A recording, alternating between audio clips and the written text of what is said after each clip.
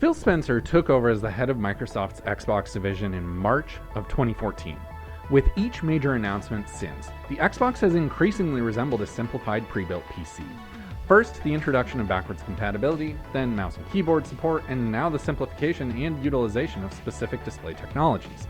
As Microsoft continues to close the gap between console and PC gaming, their new Designed for Xbox monitor initiative makes yet another previously PC-exclusive feature more accessible to console gamers on Xbox, making high-fidelity gaming more attainable for the masses than ever before. Welcome everyone. Welcome back to LegalSpeak, a Cold North production.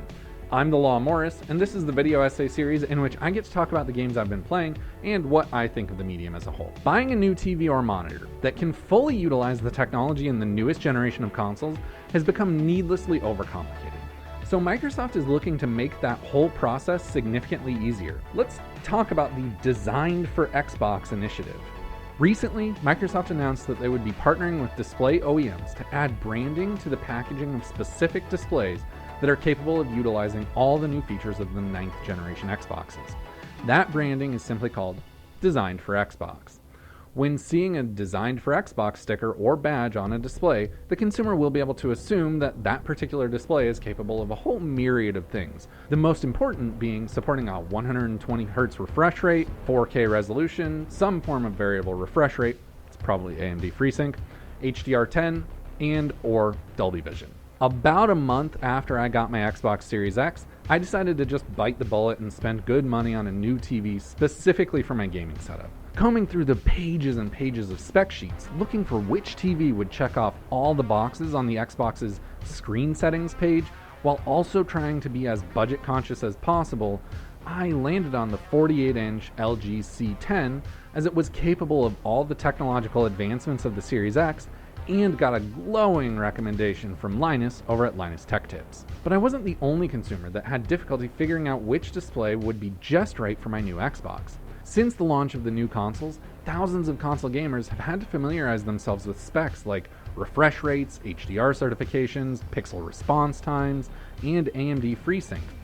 And that entire process is made even more difficult by the fact that at least two of the features the Xbox is capable of are mutually exclusive.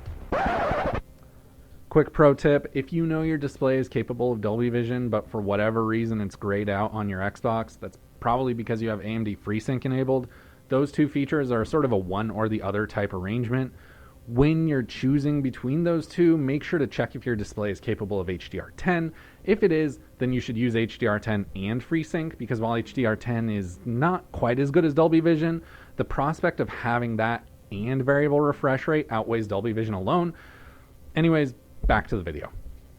So is this Designed for Xbox initiative going to be a success? Well, I think so. I play mostly console games for the same reason I use an iPhone. They just work. It just works the way it ought to. They don't involve any tinkering, like overclocking a CPU, GPU, or a display. I know I'm never going to run into hardware or software capabilities, and I'll certainly never be missing a driver.